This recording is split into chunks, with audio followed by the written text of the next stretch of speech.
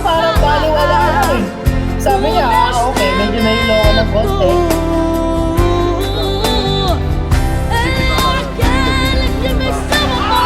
Uy, tumama.